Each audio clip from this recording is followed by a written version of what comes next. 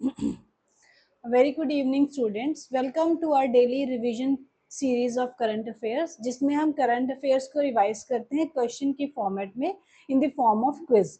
So we are today going to revise the current affairs of 3rd of August. So let's move on to the first question. So first question is regarding an important government scheme. So which scheme was recently approved by Union Cabinet to promote floating solar power projects? तो floating solar power projects को promote करने के लिए government कौन सी scheme के साथ आई है? तो जैसे हमें पता है कि गवर्नमेंट का क्या फोकस है, to promote renewable energy in country. Renewable energy को प्रमोट करने के लिए government is giving push to the solar energy, wind energy, biogas and other sources, right. तो क्या है, ऐसे ही सोलर एनर्जी को पुश करने के लिए क्या है, government over the period of time अलग अलग स्कीम्स लेके आ रही है.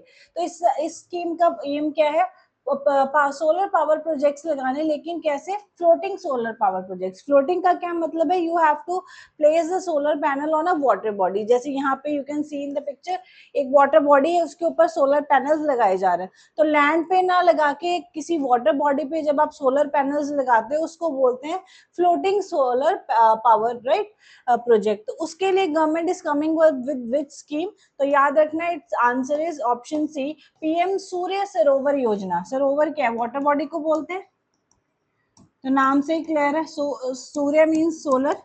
सो सोलर फ्लोटिंग वाटर,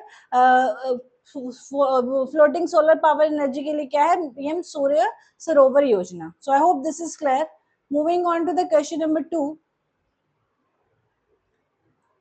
सो रिसेंटली नेशनल सिक्योरिटी एडवाइजर, तो कंट्री के जो नेशनल सिक्योरिटी एडवाइजर है एनएसए, कौन है, Ajit Doval, was conferred with the Lokmanya Tilak national award. तो उनको एक बहुत इंपॉर्टेंट अवार्ड मिला है. तो ये भी पूछ सकते हैं आपको इनडायरेक्टली, दूसरे तरीके से भी क्वेश्चन आ सकता है, that recently Lokmanya Tilak award of year 2026 has been conferred to whom. तो किनको दिया गया है, अजीत डोभाल जी को दिया गया, जो कंट्री के क्या है, नेशनल सिक्योरिटी एडवाइजर है, जो क्या है, पीएम को सलाह देते on the issues of national security and safety. तो उनको लोकमान्य तिलक नेशनल अवार्ड दिया गया है. एंड ये किन्होंने दिया है, तो याद रखना, this award has been conferred to them by the president of India, oh sorry, by the union home minister mister Amit Shah. तो होम मिनिस्टर के द्वारा उनको ये अवार्ड दिया गया. सो आपने ये याद रखना है.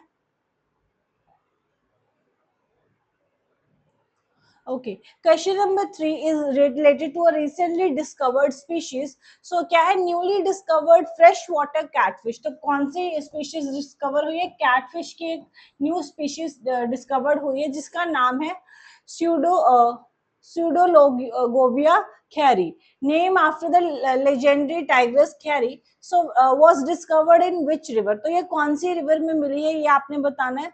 सो याद रखना है, इसका करेक्ट आंसर क्या है, option A, Buddha Balanga river, जो कि ओडिशा में है. तो इस रिवर में मिली है ये fresh water new species of the catfish. तो ऐसी दिखते हैं, यू कैन सी. तो कौन सी रिवर में मिली है, Budha Balanga river, which is in Odisha. तो ये याद रखना आपने. Sometimes species in news can be asked. So this is a newly discovered freshwater catfish found in the Buddha Balanga river of Mayurbhanj district, Odisha. ये हमने डिस्कस कर लिया, right? And the species is named after Kheri, the legendary orphaned Royal Bengal tigress, a symbol of wildlife conservation in Odisha. तो क्या है, एक royal Bengal tigress जिसका नाम खैरी था, उसके नाम पे ये इस फिश का नाम रखा गया. तो ये भी आपने याद रखना.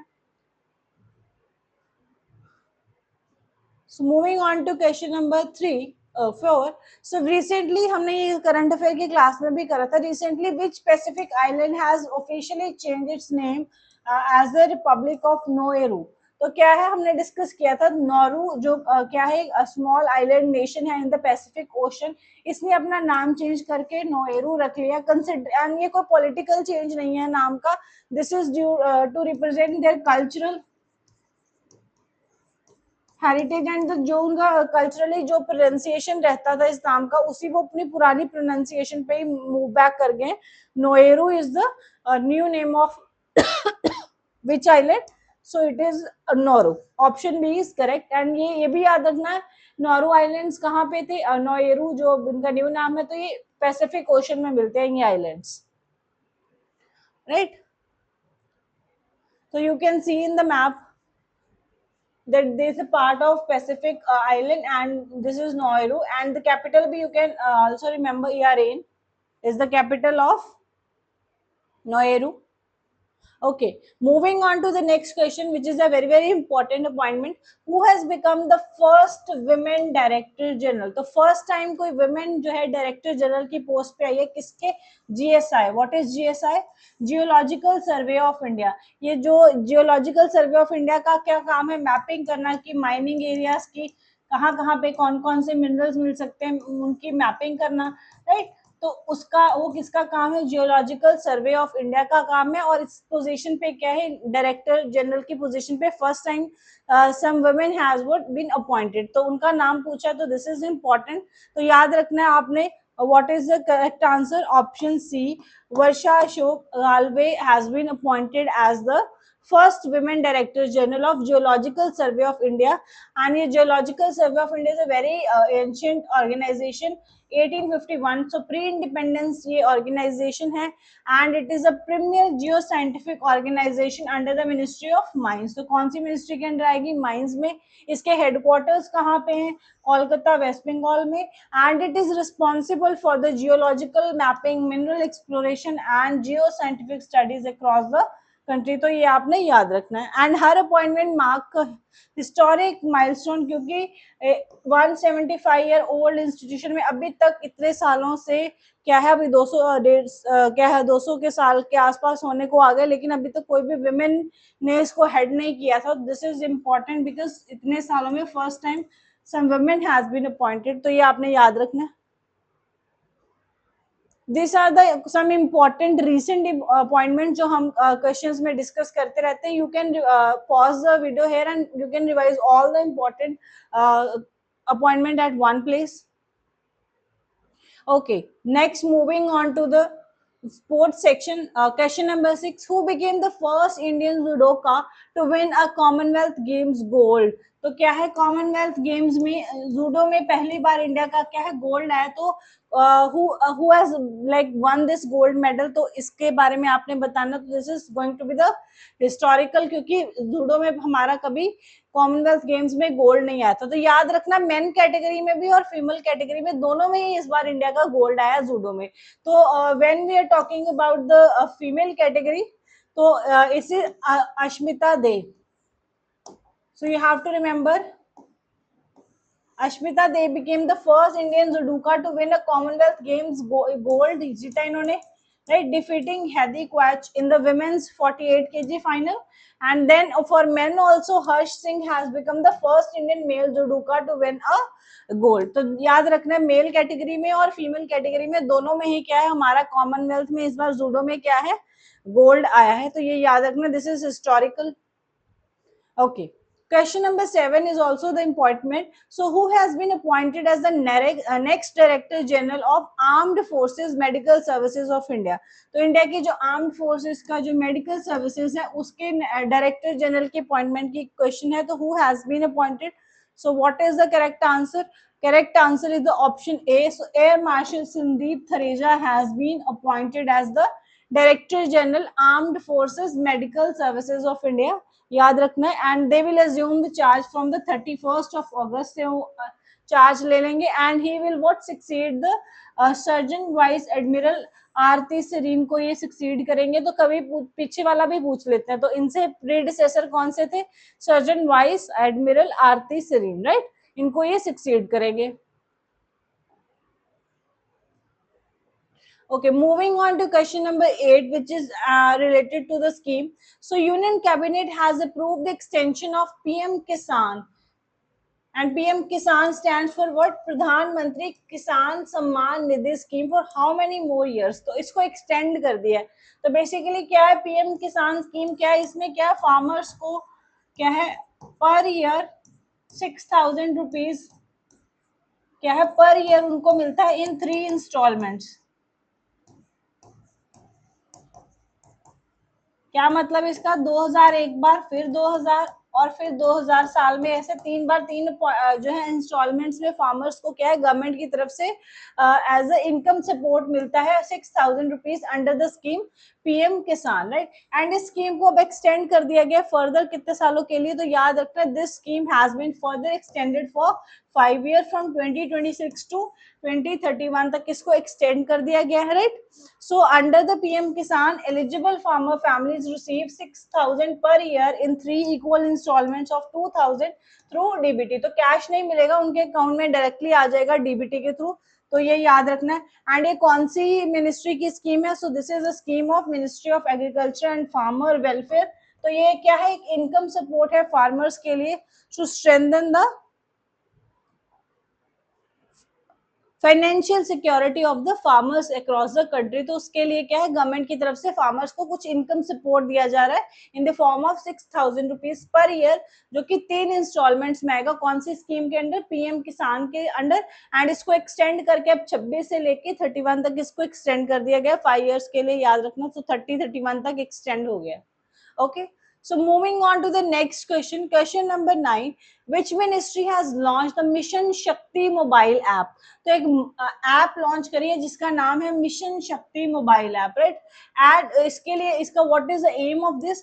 To enhance the women safety empowerment and access to the government services. तो विमेन एम्पावरमेंट के लिए, विमेन की सेफ्टी सिक्योरिटी के लिए, और ये इंश्योर करने के लिए कि जितनी भी सर्विसेज, गवर्नमेंट सर्विसेज वुमेन के लिए अवेलेबल है, वो उनको अच्छे से इजीली एक्सेस कर पाए। तो कौन सी ऐप लॉन्च करी गई है? मिशन शक्ति। तो कौन सी मिनिस्ट्री ने करी होगी Mission Shakti app? So it is the initiative of ministry of women and child development, याद रखना है।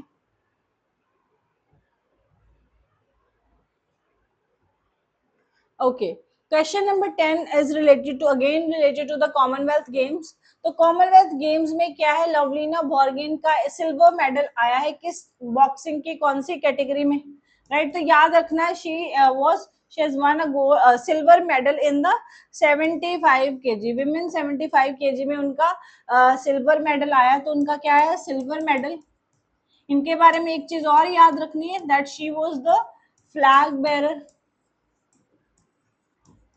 इन ओपनिंग सेरेमनी। तो इंडिया की तरफ से ओपनिंग सेरेमनी में फ्लैग बेरर कौन थे? एक तो लवलीना बोर्गोहेन एंड दूसरे कौन थे? मीराबाई चानू, और उनका था गोल्ड मेडल आया, ये भी याद रखना है। सो आई होप साथ साथ में रिवाइज कर रहे हो आप, right. Okay, moving on to the next question.